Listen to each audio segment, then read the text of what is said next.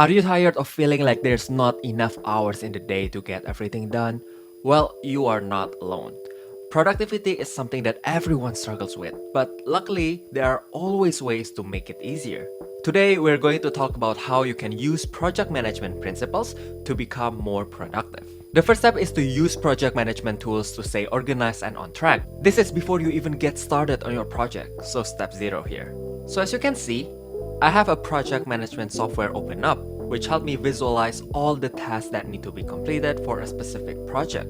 I personally use Notion, and I find it to be the most customizable for my needs, and it also offers an Education Plus plan for free, which of course is pretty nice. Now, if you are interested in using the same template that I am currently demonstrating, you can find them on Thomas Frank's website, which I will link down in the video description. Frank is a productivity expert who provides great insights on Notion and a lot of other productivity techniques on his websites and YouTube, so I highly recommend you to check him out. And of course, in the beginning, definitely play with some software like Notion or any other productivity softwares or project management softwares, because what works for me doesn't mean that it will work for you. Now, once you have your preferred system and template set up, start by dumping your projects into the system. This will help you see everything that you need to do in one simple and clean place. Now, usually the way that people like to do this is that they like to categorize their work and life with a bucket system. So you will have, say, one bucket for your work, one bucket for your school, and one bucket for your goals, and more. And then you will put the appropriate projects into each bucket.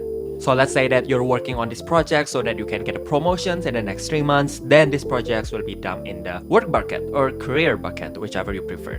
Now, for me personally, I like to skip the life bucket system part and go directly to the project-based categorization, because I often feel like there's a lot of things in my life that are intertwined and overlap with each other, which will only end up confusing me later on when I'm trying to find things and categorize things. So I prefer to just have everything in one place and I can just simply find it with search. But because I follow this template, I will still have it in the areas or life bucket system just for the sake of having it, but I personally do not reflect on it. Now, the next step is to define and write down your goals. I don't think I need to explain this too much, but again, it is really important because when you're clear on what you want to achieve with a particular project, you'll know what to focus on and prioritize more efficiently. Now, of course, setting goals, even though it's important, is not always necessary, despite what many people tell you. Depending on the projects that you are doing, if you want to create a project that, let's say, will manage your admin work or more mundane tasks, like let's say you want to renovate your house and just say, okay, here are the lists that I want to do, you may not really need a specific goal for that. But for a project that is actually a legit project, like maybe you want to design or redesign your website, you want to develop a product, or heck, maybe a Christmas marketing campaign. This is still a long way from Christmas, but that's just an example. Then you might find it actually valuable to set yourself a goal. Now, here comes the messier part. Breaking your project down into smaller chunks. I'm sure that I don't need to explain too much on why this is important, but for your convenience, I will explain it to you and demonstrate it with you with an example. Let's say that you're working on a content creation project like what I'm doing now. Your first goal might be to brainstorm ideas of the content. And to achieve that goal, you might break it down into smaller tasks like this. Research relevant topics, brainstorm subtitles, create an outline. And once you've completed those tasks, you can now move on to the next goal, which is to actually create the content. And you might break them down into something like this. Write first draft, edit first draft, get feedback from team members or any other people, incorporate those feedback and finalize the content. And of course, later on, the next goal will be actually the steps to create the content. Now, the reason that you are actually taking the time to break down your goals and do this is that you want to make things feel less intimidating, which makes it easier for you to take action. You can tailor how detailed you want to break down this project depending on your comfort level. So if you never create a content at all, you might want to break this down even further. So instead of just create an outline, you may want to make it into create an introduction that hooks the viewer, outline the main points that you want to cover, and decide a conclusion with an appropriate call to action. But on the other hand, if you're already a seasoned content creator, you can even skip the create an outline part and directly go to write first draft and then create content directly.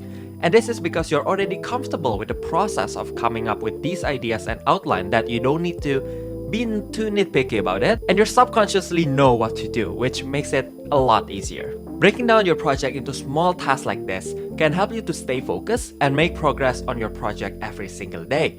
This is especially true for those big projects because there is no way you develop AI chatbot software for my company, for example, day after day for, let's say, 6 months in your to-do list. Now, a small tip that can actually make a big difference: it's a good idea to schedule a daily 5-minute review, usually in the evening, preferably, or in the morning, whichever works for you, and a weekly 15-minute review just to keep everything on track.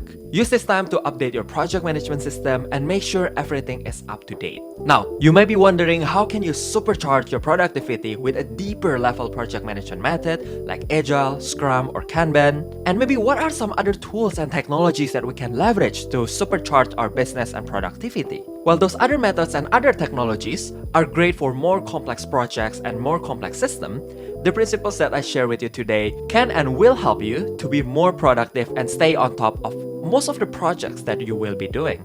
Plus, they are very easy to implement and don't require extra amount of work. But of course, if you are interested in that, you can simply let me know and we can discuss that on another day.